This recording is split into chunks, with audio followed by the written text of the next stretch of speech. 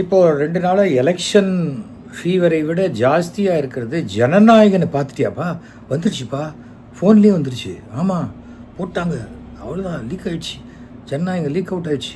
நேற்று தான் 6 நிமிஷம் வந்தது, இப்போ ஃபுல் படம் வந்துருச்சுப்பா, சூப்பராக இருக்குதுப்பா அப்படிங்கிற பேச்சு தான் எல்லா லெவல்லையும் இருக்குது.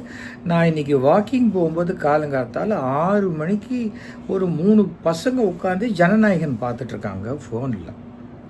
என்னப்பா ஜனநாயகன் பார்க்குறீங்க சார்? பார்க்குறீங்களா சார்? புது பிரிண்ட்டு சார் அப்படிங்கிறாங்க. அவங்கள என்ன சொல்ல முடியும்? காரணம் என்னவென்றால், ஜனநாயகன் என்பது ரொம்பவும் எதிர்பார்க்கப்பட்ட ஒரு படம். விஜயினுடைய அரசியல் என்ட்ரி இந்த தேர்தலுக்கு அது மிகப்பெரிய அளவுக்கு கை கொடுக்கும்னு விஜய் நம்பினாரா இல்லையா, இல்லது இந்த தாவக்கால இருக்கிற நிர்வாகிகள் நம்பினாங்களா இல்லையா தெரியாது. ஆனால் இது விஜயனுடைய கடைசி படம் என்ற ஒரு பேச்சு வந்த உடனே இதை வச்சு பெரிய லாபம் பார்த்துடலான்னு அந்த தயாரிப்பாளர் நினச்சிருக்கலாம். அது நியாயமான விஷயந்தான். படம் போட்டவன் பணம் நல்ல லாபம் எடுக்கணும்னு ஆசைப்படல, எந்த தப்பும் கிடையாது. ஆனால் ஜனநாயகனுக்கு உண்டான அந்த தடங்கல்கள்லாம் ஏற்பட்டது. அதுக்கு காரணம் ஜனநாயகன் அவங்க அப்ரோச் பண்ண விதம் சரியில்லைன்னு நான் ஏற்கனவே சென்சார் என்னமோ திண்டிவனம் டோல்கேட்டு மாதிரி நினச்சி அவங்க பண்ணிட்ட பல விஷயங்கள் இருக்கலாம். அதுக்கு மேலே எனக்கு அது சொல்ல தெரியல. அப்புறம் பரவாயில்ல, இந்த எலெக்ஷன் முடிஞ்சோன்னு வந்துட்டு ரிலீஸ் பண்ணிட்டா நல்லாயிருக்கும், ஏன்னா மே மாதம் ஹாலிடே சீசன், அப்போ பண்ணிடலாம் அப்படிங்கிற ஒரு எண்ணம் இருந்திருக்கலாம். அவங்க அப்புறம் ரிவைசிங் கமிட்டி போனாங்க, ரிவைசிங் கமிட்டி பார்த்தாங்க, எல்லாம் ஓகே. திடீர்னு நேத்திக்கு ஃபுல் படம் அப்படியே சார் கிளாஸ் மாதிரி அப்படி இருக்குது சார் பிரிண்ட்டு அப்படிங்கிற மாதிரி. முன்னெல்லாம் வந்து அந்த இதில் பஜார்லலாம் விற்பாங்க அந்த திருட்டு விசிடி டிவிடி, அதெல்லாம் போயிடுச்சு இப்போது. ஏன்னா எல்லாமே பென்ட்ரைவுக்கு வந்தது, அப்புறம் டவுன்லோடிங் வந்தது, வேறு வேறு டெக்னாலஜி மாறும்போது ஒவ்வொன்றும் அடிபட்டு போச்சுன்னு வச்சுக்கோங்களேன். 3 கோடி ரூபா படத்தை யாராவது 35 ரூபாய்க்கு விற்றுட்டா எப்படி இருக்கும் சொல்லுங்கள்? அதுக்கு நிறைய காரணம், அதெல்லாம் வேறு விஷயம். ஆனால் இது வந்து இப்போது இது யார் சென்சாரே எடுத்து வெளில விட்டுருப்பாங்க அப்படின்னு டிவிக்கேலேயே சில உறுப்பினர்கள் பேசுகிறதா சொன்னாங்க. சென்சார் எப்படிங்க எடுத்து வெளில விட முடியும்? முன்னெல்லாம் சென்சார்னாக்க அந்த சென்சாருக்கு வந்து ஒரு இது இருக்கும், தட் இஸ் அந்த ரீலை கொண்டு போய் கொடுப்போம். அதுக்கு பிறகு இந்த டிவிடிங்கிறது அந்த ஹார்ட் டிஸ்கை கொண்டு போய் கொடுத்து போடுற விஷயம் இருந்தது. அதற்கு பிறகு எப்போ இந்த கியூப் சிஸ்டம் வந்துருச்சோ, நம்ம அதை எடிட் பண்ணி ப்ராசஸ் பண்ணி ரீரெக்கார்டிங்கெல்லாம் பண்ணி இந்த ஃபைனலாக டிஐலாம் பண்ண பிறகு அதை க்யூபில் கொடுத்த உடனே க்யூபில் டிஜிட்டைஸ் பண்ணிடுவாங்க. டிஜிட்டைஸ் பண்ணின பிறகு அந்த படத்தை யாராவது பார்க்கணுன்னு சொன்னால் தயாரிப்பாளருக்கு வந்து இந்த கேடிஎம் கீன்னு ஒரு கீ கொடுப்பாங்க, கீ நம்பர். அந்த நம்பரை அந்த தயாரிப்பாளர்கிட்ட மட்டும்தான் இருக்கும். இல்லைன்னு சொன்னால் அது வந்து அந்த க்யூபில் மட்டும்தான் இருக்கும், வேறு யார்கிட்டையும் இருக்காது. வேறு யாரும் அந்த நம்பருக்கு தெரியவும் தெரியாது, பார்க்கவும் முடியாது. இப்போ அமெரிக்காலெல்லாம் வந்து 40 தியேட்டர் ரிலீஸ் ஆகுதுன்னா தியேட்டருக்கு ஒன்றுமே வராது. அது பாட்டுக்கு ஒரு இடத்துலேருந்து அந்த டயத்தில் அந்த தியேட்டரை இதை போட்டு நம்பரை போட்டு ஆப்ரேட் பண்ணால் ஆள் இருக்காங்களோ இல்லையோ 7 மணிக்கு ஷோன்னா எல்லா தியேட்டர்லேயும் 7 மணிக்கு படம் ஓட ஆரம்பித்தோம். கிட்டத்தட்ட அதுதான் ஒரு சிஸ்டம். அதனால் யாரோ அதை எடுத்துகிட்டு போய் அதை வந்து சப்டைட்டில் போடும்போது எடுத்து விற்றுட்டாங்க. இது அப்படின்னா அது கேமரா பிரிண்ட்டாக வேணால் இருக்கலாம். ஒரு ப்ரொஜெக்டரில் போட்டு அந்த ப்ரொஜெக்டரில் ஒரு ஸ்க்ரீனில் வச்சு அதுக்கு முன்னாடி வேறு ஒரு கேமராவை வச்சு ஷூட் பண்ணுறதுங்கிறது வேறு, அதெல்லாம் இல்லை இது. ஆனால் எல்லா படத்துலேயுமே வந்து ஒரு சீக்ரெட்டான ஒரு கோடு ஒன்று போட்டிருப்பாங்க. அந்த கோடை வச்சு இது யார்கிட்ட கொடுத்த பிரிண்ட்டு, இது யாருக்கு அனுப்பிச்ச பிரிண்ட்டு, இது வந்து மலேசியாவுக்கு அனுப்பிச்சதா, இது வந்து அமெரிக்காவுக்கு அனுப்பிச்சதா அப்படிங்கிறதெல்லாம் அதில் தெரியும். ஆனால் இதில் தெரிஞ்சுதா இல்லையான்னு எனக்கு தெரியலை. ஆனால் அதை தாண்டி படம் வெளியில் வந்துருச்சு. 2 விஷயம் இருக்குது. இதனால் இதை வந்து விஜயே வெளியில் விட்டுருக்கலாம். அப்படின்னு சொல்கிறாங்க சில பேர். அப்படி சொல்கிறவங்களுக்கு இதனால் விஜய்க்கு என்ன லாபம் அப்படின்னு பார்த்தா, என்ன இருந்தாலும் விஜய் ரசிகர்கள்ங்கிறவங்க யாருன்னு சொன்னால், அவங்க ஓட்டு போடுறாங்களோ இல்லையோ, விஜயோட கூட ஓடி வந்து அந்த பைக்கை வந்து அந்த வண்டியில் இடித்து கீழே விழுந்து உடம்பெல்லாம் ரத்த காயத்தோட, தலைவா நான் பார்த்துட்டேன் தலைவா அப்படின்னு சந்தோஷமாக கத்திக்கின்னு ரத்த காயத்தோட வீட்டுக்கு போகிற ரசிகர்கள் தான். அந்த மாதிரி இருக்கிறவங்க அவங்க வந்து அவங்கள பொறுத்த வரைக்கும் அவங்களுக்கு அந்த தியேட்டரில் டிக்கெட்டை கிழிச்சு போட்டு சீட்டு மேலே ஏறி குதிச்சு கத்தி தலைவா அப்படின்லாம் கத்தி அதெல்லாம் அந்த த்ரில்லெல்லாம் அவங்களுக்கு செல்ஃபோனில் பார்க்கும்போது கிடைக்காது இல்லையா? ஃபைட்டு வரும்போது கூட கோவத்தில் ஃபோனை தூக்கி கீழே அடிச்சுட்டா ஃபோன்லாம் உடஞ்சி போடும். அதெல்லாம் அது அவங்களுக்கு இல்லை. அதனால் இந்த லாபம் என்பது விஜய்க்கு இதில் ரொம்ப பெருசாக வந்திருக்கிறதுக்கு உண்டான வாய்ப்பு இல்லை. ஏனென்றால் விஜய் வந்து நினச்சிருந்தா நமக்கு வந்து பணத்தை விட நமக்கு இந்த படம் ஜனங்களுக்கு போய் சேரணும்னு நினச்சிருந்தா என்னைக்கு முதல் நாள், அதாவது இந்த முதல்ல ஃபஸ்ட்டு ரிலீஸ் ஆகுது பொங்கல் அன்றைக்கே இதை வந்து டோட்டலாகவே நெட்டில் விட்டுருக்கலாமே. இல்லை அன்றைக்கே நேரடியாக தேட்டர் ரிலீஸே கிடையாது, டைரெக்டாக நான் வந்து இதில் கொடுத்துட்றேன், அமேசானில் கொடுத்துட்றேன், நெட்ஃப்ளிக்ஸில் கொடுத்துட்றேன் அப்படின்னு கொடுத்துருந்தேன். உலகம் முழுக்க அன்றைக்கே பார்த்துருக்க போகிறாங்க. தேட்டரில் வர கலெக்ஷன் தானே வரப்போகிறது இல்லை. 500 கோடி ரூபா படம், சரி தேட்டரில் ஒரு 100 கோடி ரூபா வருமா? இங்கே தமிழ்நாடு தேட்டரில் அது இல்லாத போகுது, அவ்வளோதானே. தமிழ்நாடு, ஆந்திரா, கேரளா வச்சுக்கோங்க 200 கோடி, பாக்கி படம் வந்துடும் இல்லையா? இப்போ அமேசானும் அது வேண்டான்னு சொல்லிட்டாங்கன்னு சொன்னாங்க, இவர் சொன்ன தேதியில் ரிலீஸ் பண்ணலைன்னு. அப்போ விஜய் பண்ணியிருக்கிறதுக்கு உண்டான வாய்ப்பு இதில் குறைச்சல். வேறு யார் பண்ணியிருப்பாங்க அப்படின்னு எடுத்து பார்க்கணும். அப்படி பார்க்கும்பொழுது இதில் யாருக்கு லாபம்? இந்த படம் வெளியில் வரனால விஜய்க்கு நீங்கள் என்ன பண்ணலாம்? பர்சனலாக பண நஷ்டத்தை மாத்திரம்தான் உண்டாக்க முடியுமே தவிர விஜயோட இமேஜ் டேமேஜ் ஆகிற மாதிரி இந்த படம் கண்டிப்பாக இருக்காது. ஏன்னா அவர் ஃபஸ்ட்டு சீனில் உள்ளே வரும்போதே அவர் கையில் டிவிக்கே அப்படின்னு போட்டு அம்பேத்கர் புக்கை கையில் எடுத்துகிட்டு வர மாதிரி தான் ஒரு சீன் வருதுன்னு அது படம் பார்த்த ஒருத்தர் சொன்னார் என்கிட்ட. எனக்கு ஜென்ரலாகவே இந்த மாதிரி இந்த ஃபோன்லலாம் படம் பார்க்கலாம் பிடிக்காது, அதனால் நான் பார்க்கல. எனக்கு இதை அனுப்புகிறேன்னு சொன்னாங்க, அதெல்லாம் ஒன்றும் வேணாம்ப்பா, இது நான் நாட் இன்ட்ரெஸ்டட்னா தவிர வந்து இழுத்தால் தேட்டரில் பார்க்க போகிறேன், இல்லையா என்றைக்காவது ஓடிடியில் வரும்போது அப்போ நான் பார்த்துக்கிறேன், அதுக்கு நான் பணம் கட்டியிருக்கேன், ஸோ எனக்கு அது அவசியம் இல்லைன்னு சொல்லிட்டேன். அப்போது இது இல்லை. இன்னும் சில பேர் சொன்னாங்க, இது நீங்கள் பார்க்கவே வேணாம் சார், நீங்கள் தெலுங்கு படம் பார்த்தா போகிறோம் சார், நம்ம இவர் வந்திருக்காரு, ஜூனியர் என்டிஆர் பண்ணியிருக்காரு, அதை பார்த்தாலே போகிறோம். ஏன் அதெல்லாம் ஒன்றும் அவசியம் இல்லைப்பா எனக்கு அப்படின்னு நான் சொல்லிட்டேன்.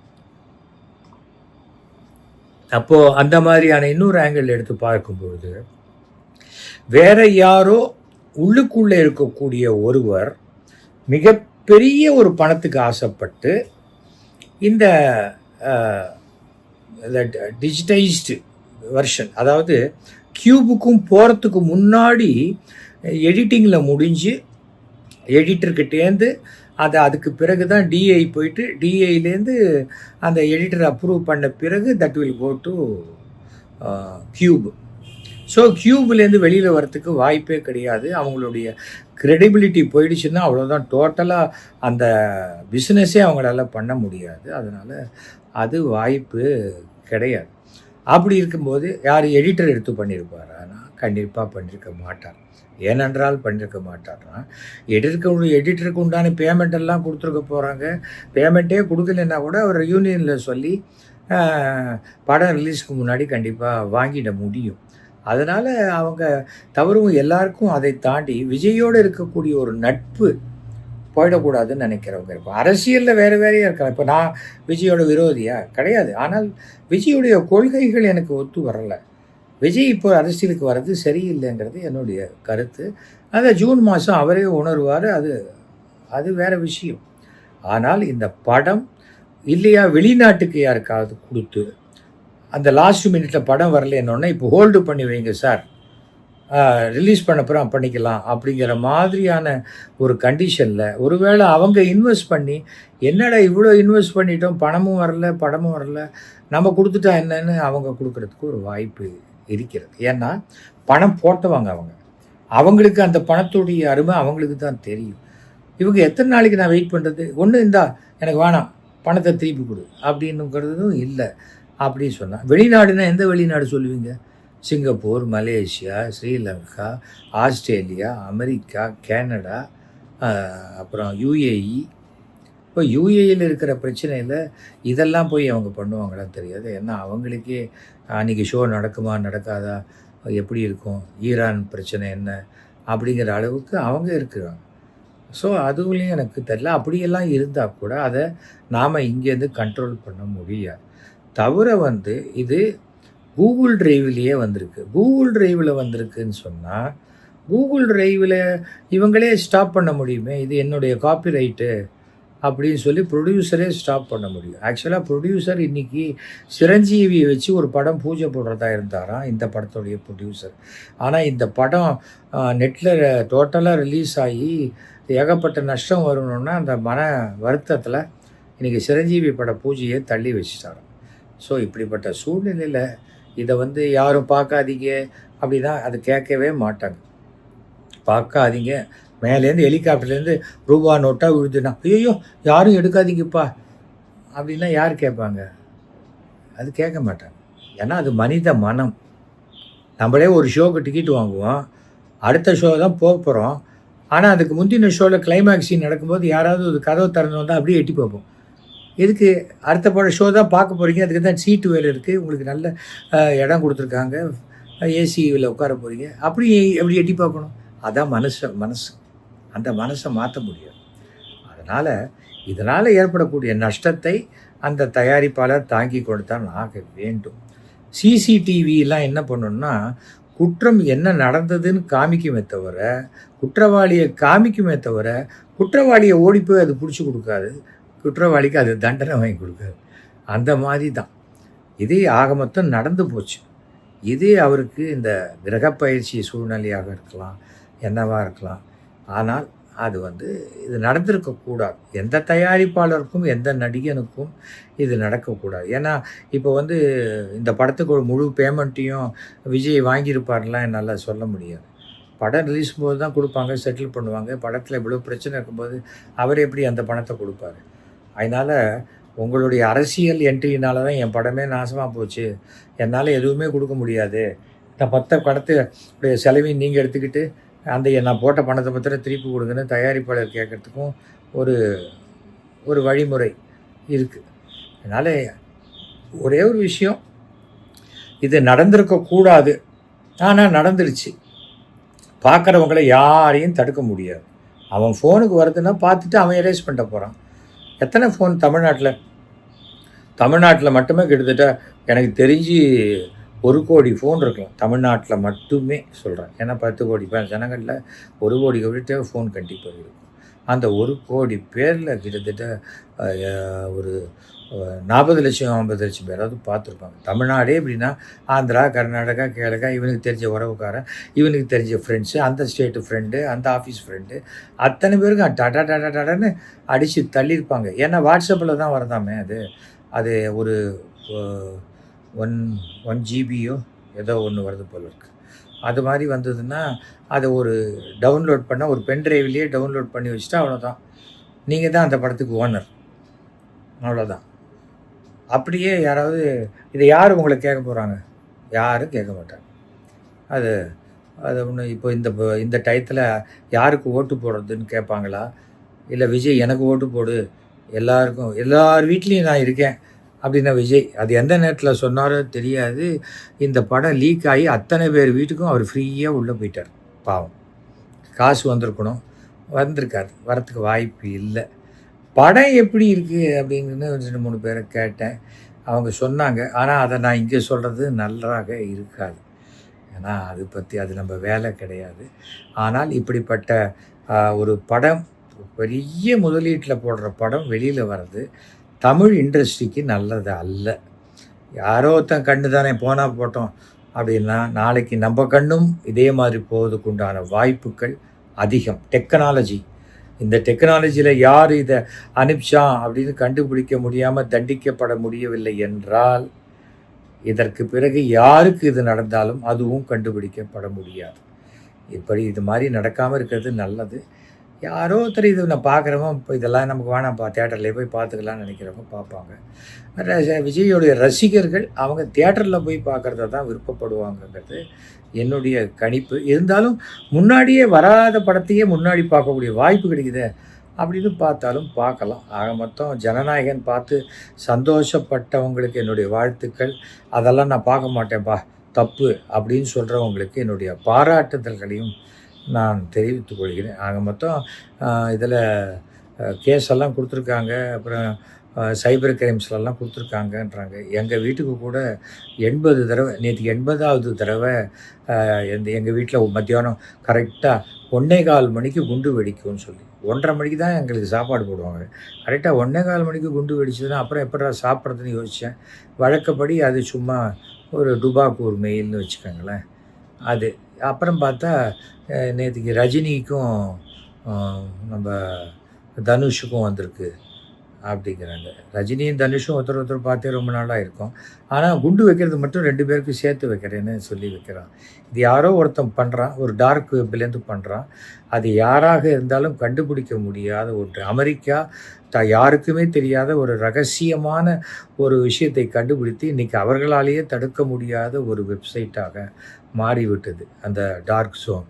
அதனால் எப்போதுமே டெக்னாலஜி என்பது தன்வினை தன்னை சுடும் அப்படிங்கிற மாதிரி தான் இருக்குது. ஆக மொத்தம் ஜனநாயகனுடைய கதை இதுதான். ஜனநாயகனுக்குள்ளே என்ன கதை அப்படிங்கிறத தான் நாம் பேசினோம். இது ஏன் வெளியில் வந்தது, எப்படி வந்ததுன்னு எல்லாருமே யோசிப்போமே. நான் மட்டுமே யோசித்து சொல்லிட்டு இருக்க முடியுமா? ஆனால் இதில் சென்சார் காரணம்னு சொல்கிறதெல்லாம் ஏற்றுக்கொள்ளவே முடியாது. சென்சார்லாம் இதை செய்யவே மாட்டாங்க, அவங்களால செய்யவும் முடியாது. அதை ரொம்ப தெளிவாக தெரிஞ்சுக்கணும். அந்த ஷோ முடிஞ்ச உடனே அந்த இது எரேஸ் ஆகிடும். அதுக்கப்புறம் நினச்சா கூட அவங்களால அந்த ப்ரொஜெக்டரில் போட்டால் ஆன் ஆகாது.